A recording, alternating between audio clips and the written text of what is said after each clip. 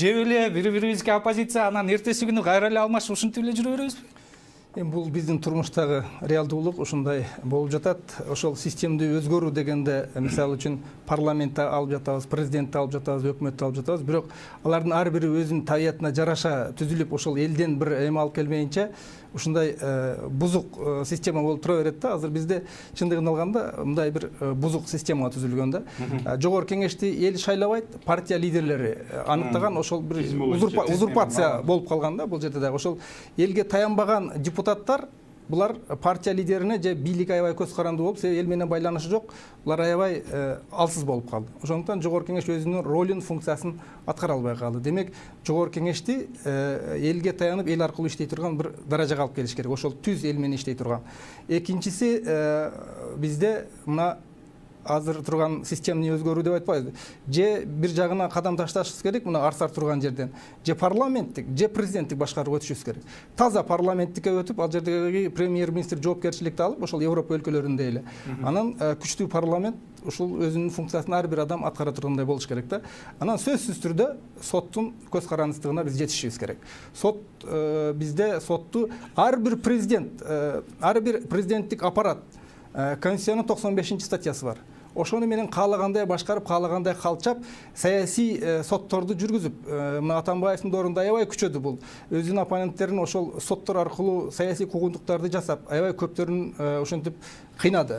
Бул баарыбызга белгилүү. 95 статья деген эмне бул? Бул соттордун кынтыксыз жүрүш турушу деген бир бөлүм бар, бир эреже бар. Анан соттору кеңеши деген бар.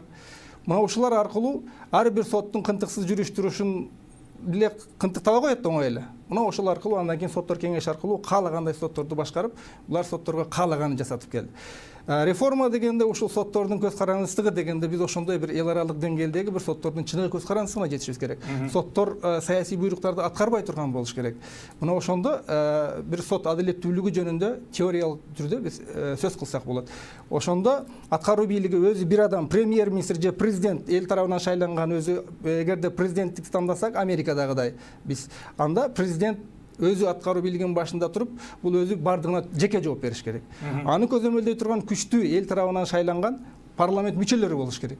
Анан көз карандысыз сот албетте жарандык коом, массалык маалымат каражаттар. Мына ушундай эрежелер менен, ушундай тартип, ушундай система менен гана биз кайсы бир деңгээлде алдыга жылсак болот. Ансыз мына түзүлгөндөй азыр Атамбаев өзү бардыгын жасап алып, айма азыр башына түшүп жатканда айтып жатат. Бул болсо ал абдан сонун билет болуш керек.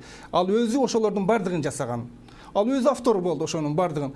Бул Атамбаевдин доорундагыдай мындай эки жүздүүлүк, мындай мыкаачылык иштер болгон эмес чындыгында. Андан мурункулар андан калышкан эмес. Бирок бунда жанагы шофёрдук бир деңгээлдеги башкаруучулар, ушулар келип алып туруп бир билимсиз тайкы деп атпайбы?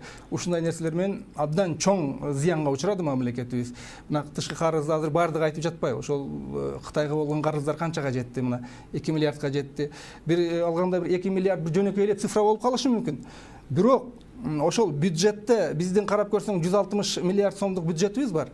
Ошонун ичинен бир 35 миллиард сому тышкы карыз төлөөгө кетип жатканын байкасаң, бул биздин ушу бюджет тармагына канчалык оор болуп жатканы билинет да. Себеби 35 миллиард сомду төлөө бул абдан оор биздин мындай жакыр неме мамлекет үчүн. Ошондуктан тышкы карыз жөн эле цифра эмес, бул чын эле элдин жонунан тилинип жаткан кайыш бул. Бул ушундай реалдуу.